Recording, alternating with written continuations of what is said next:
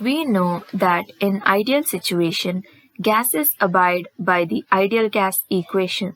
But what happens when it comes to real gases? Real gases occupy a definite volume and experience intermolecular forces of attraction and repulsion. These factors cause them to deviate from the ideal gas equation. So, to account for these deviations, the Virial equation is used. The Virial equation provides correction terms to the ideal gas equation so that it can accurately describe the behavior of real gases. So, why is the Virial equation the ideal gas equation? The ideal gas equation is simple and quick, but it ignores reality. It cannot describe high pressure behavior, low temperature behavior, gas liquefaction, and phase transitions. While the Virial equation works for a wide range of temperatures and pressure and helps determine whether gas molecules attract or repel. So it also allows scientists to predict how the gases behave in real industrial conditions, such as gas cylinders, refrigeration systems, chemical reactors, atmospheric science, natural gas pipelines. So it is especially valuable in chemical engineering and thermodynamics, where accurate data is needed for design and safety. We know that real gases show different properties at different temperatures and pressure. So, how do we determine how a real gas will behave under particular condition? This is done by calculating the compressibility factor Z, which is defined as PV by nRT.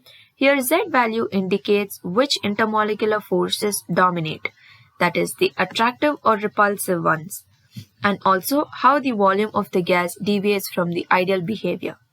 When Z goes less than 1, the attractive forces dominate, gas volume decreases. When Z goes more than 1, repulsive forces dominate, gas becomes less compressible than an ideal gas. The Virial the first is in terms of pressure, which is defined as Z is equal to 1 plus Bt plus Ctp square plus dTp cube and so on. The second is the molar volume form, where it is 1 plus Bt by Vm plus Ct by Vm square plus dt by Vm cube and so on. Here, Z stands for the compressibility factor. Bt, Ct and dt are all called the Virial coefficients, where Bt is the second Virial coefficient, Ct third, dt fourth, and so on and so forth.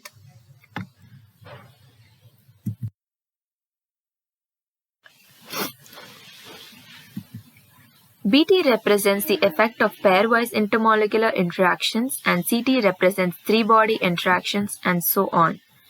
But when Bt becomes 0, the second Virial coefficient becomes 0.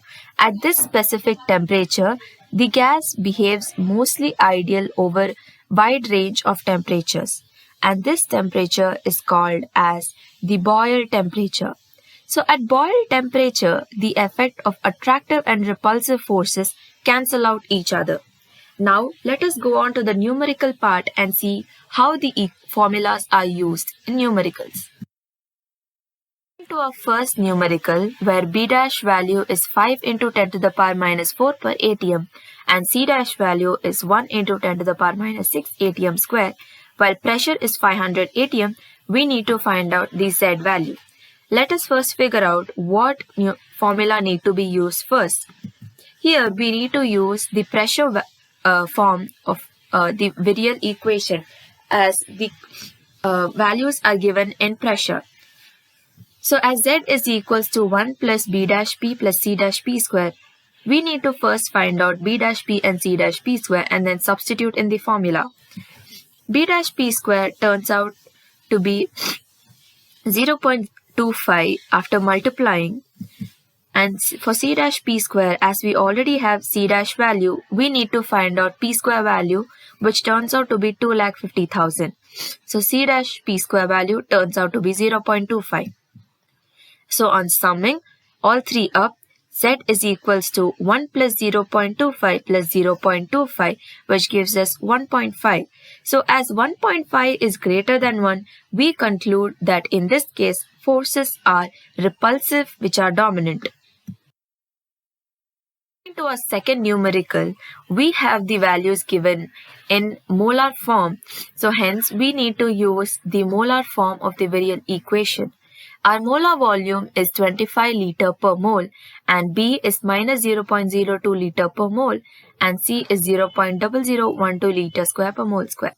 So the formula that we will be using is Z is equal to 1 plus V by Vm plus C by Vm square. Let's first find out B by Vm. On substituting the values, we get it as minus 0.0008. And on finding out C by Vm square, as C value is already given, we need to find out Vm square, which turns out to be 620. Vm square turns out to be 1.92 into 10 to the power minus 6. So on summing up the values, we get Z is equal to 0.00092.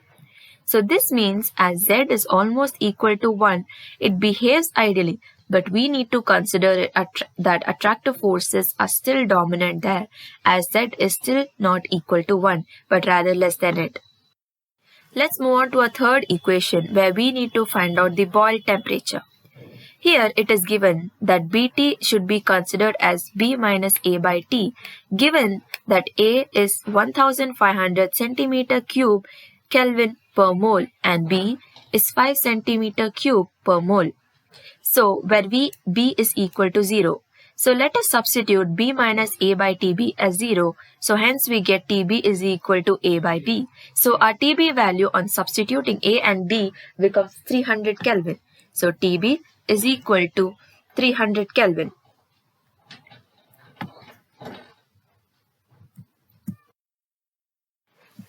To conclude, the Virial equation is important because it bridges the gap between theoretical gas behavior and real gas behavior. Real gases have volume and intermolecular forces, and the ideal gases equation fails to account for these. The Virial equation adds carefully designed correction terms represented by Virial coefficients to accurately describe how real gases behave under various conditions. These coefficients reveal whether attractive or repulsive forces are dominant and help us understand how the volume of the gas changes with pressure and temperature. Thus, Virial equation is a powerful and accurate model that is widely used in science and engineering to predict and analyze the real behavior of gases. Thank you. Thank you.